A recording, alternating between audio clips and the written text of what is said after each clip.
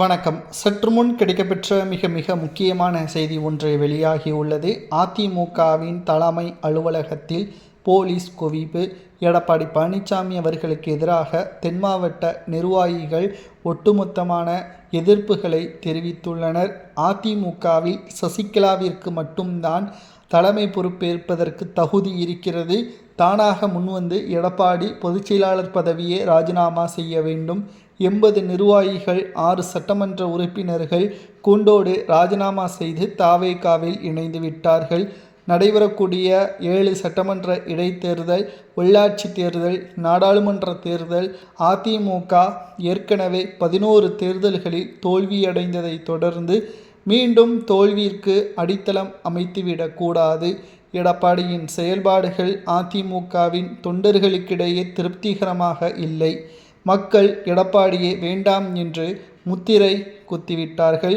நடைபெறக்கூடிய இடைத்தேர்தலுக்கு முன்பாக அதிமுகவின் தலைமை பொறுப்பிலிருந்து எடப்பாடி தானாக முன்வந்து ராஜினாமா செய்தால் நிம்மதியாக நிர்வாகிகளும் தொண்டர்களும் களப்பணிகளை மேற்கொள்வார்கள்.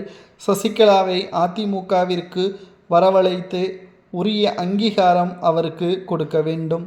இல்லை என்றால் நடைபெறக்கூடிய இடைத்தேர்தலில் 12வது முறை தோல்வியை தழுவி 3வது இடத்தில் இருந்து 4வது இடத்திற்கு அதிமுக செல்லும்.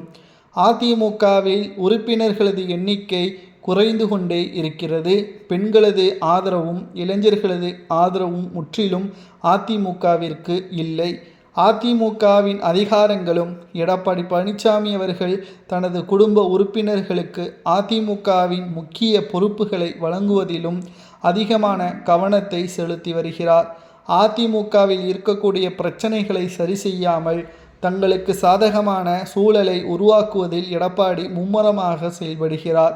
இதனை எதிர்த்து அதிமுகவின் தலைமை அலுவலகத்தில் போராட்டம் நடத்த தென் மாவட்ட நிர்வாகிகள் முயற்சி செய்வதாக முன்கூட்டியே தகவலை அறிந்த எடப்பாடி காவல் நிலையத்தில் ஆதரவுகளை கேட்டு போலீஸ்கள் குவிக்கப்பட்டிருப்பதாக தகவல்களும் தற்பொழுது கிடைக்கப்பட்டுள்ளது.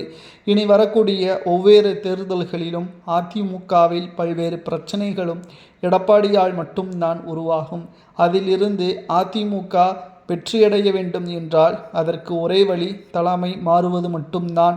தலைமை மாறவில்லை என்றால் பிரச்சனைகளும் அதிகரித்து கொண்டே இருக்கும். எடப்பாடி பழனிசாமியால் நிம்மதியான அரசியலை ஏற்படுத்த முடியாது. பதவிக்கு வர முடியாது. பொதுச்செயலாளராக மட்டும்தான் இருப்பார். தொண்டர்கள் இல்லாத கட்சிக்கு எப்படி பொதுச்செயலாளராக எடப்பாடியால் இருக்க முடியும் என்பதை நாங்கள் உருவாக்கி விடுவோம் என்றும் எச்சரிக்கை செய்துள்ளனர் நிர்வாகிகள்.